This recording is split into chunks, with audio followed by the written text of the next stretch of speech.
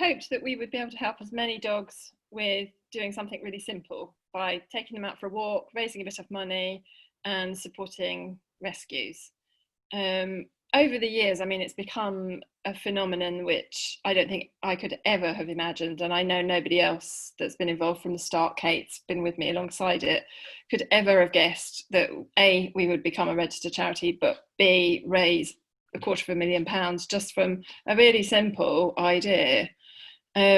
My hopes really, I suppose they've evolved alongside it, but they do, essentially, it's the same thing. I hope to be able to help as many dogs as we possibly can together, not only with the fundraising and not only with the money that we're able to give to rescues so that they can have the exceptional care that really the exceptional care aspect of it came about because Susie Bell, I know, was so lucky to have her cataract surgery done and funded before she came to me. I mean, that's not something that rescues can very readily afford.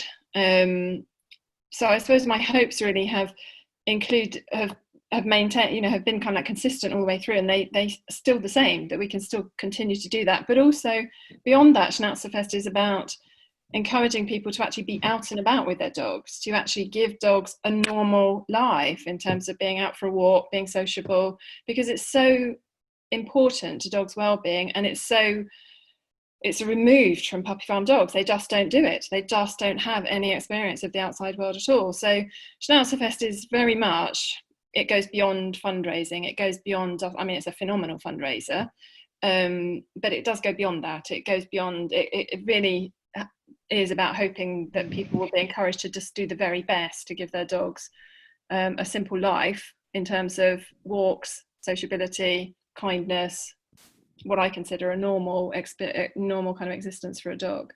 So yeah, absolutely.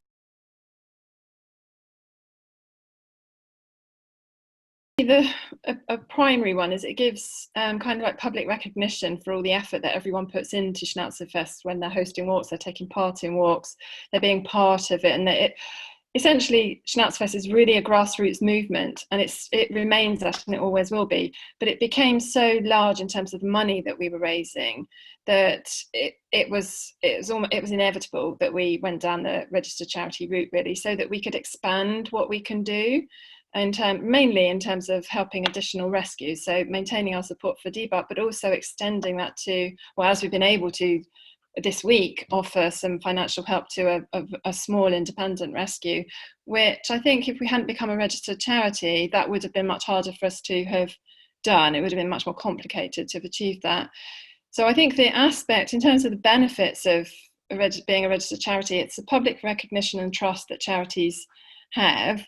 That I think is one of the primary benefits, plus the additional sources of fundraising that we now have opened up to us, and the flexibility to help rescue dogs, really, rescue schnauzers wherever they are, including, of course, at Depot, but additional places as well.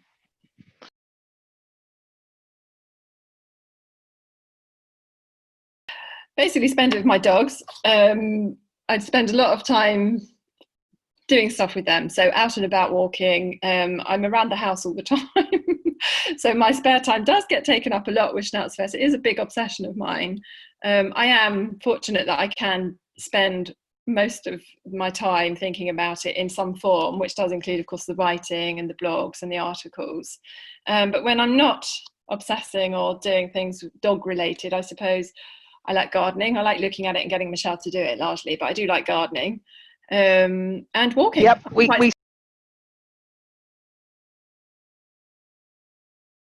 one is one's going to be the second Schnauzerfest publication, which is exciting because it'll be the second one or the first one we can do as a registered charity. But that's really a compilation of work from other people that I've edited and put together.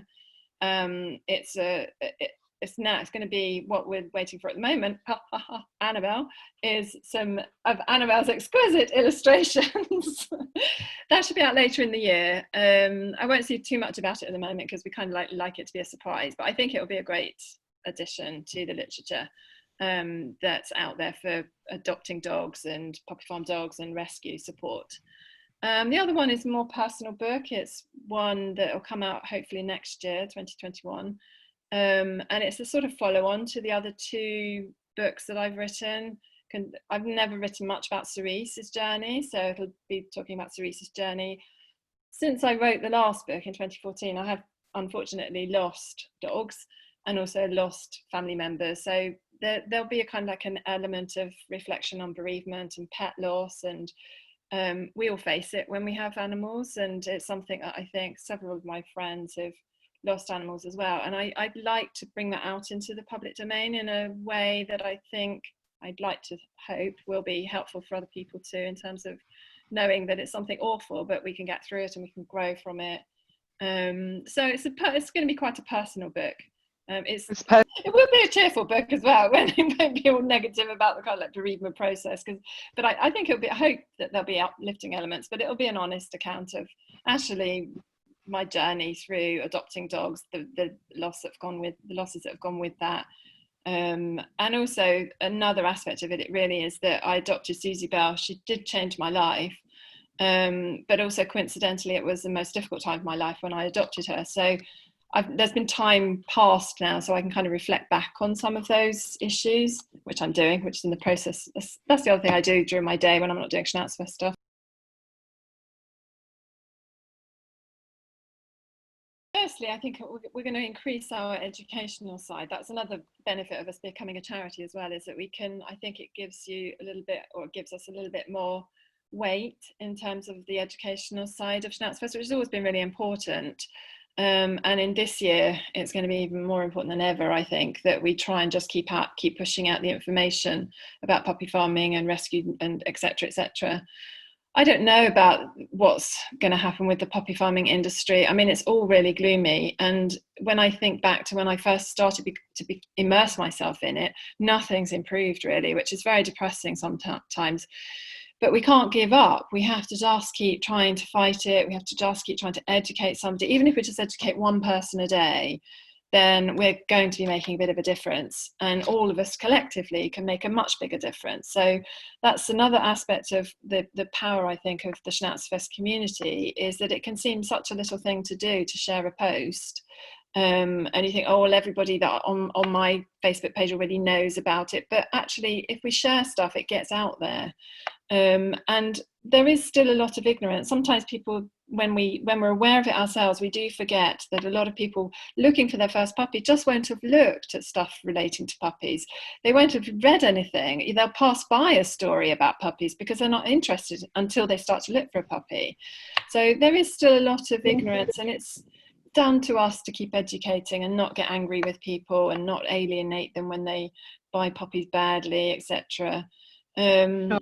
But it is a very frustrating industry. And I think this year, I don't know how it's panning out. I think it's dire. But on the other hand, I do see glimmers of some positive things happening. In terms, I think people working from home more, everybody's kind of like seen that as a very negative thing for the dogs. And of course, there's a negative aspect of it. But actually, I think people's working lives may stay changed up to a point. So sometimes I think some of the people that have got dogs now for the lockdown period, it's quick, but people are very quick to kind of like see that as quite a negative, but it may not be as negative as people think, because I think sometimes people's working lives are going to stay changed, and they will want to keep their lives changed to fit around the dogs that they hopefully love. I mean, I think most people do get a dog because they want to do the best for it. Of course, there's lots of people who don't, but the majority of people do. So I try to be optimistic.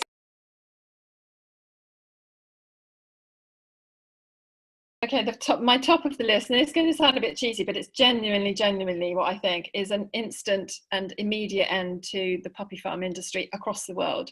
It would make such a massive difference to millions of dogs if the whole puppy farming industry in all its various guises was ended. So that would be my number one wish.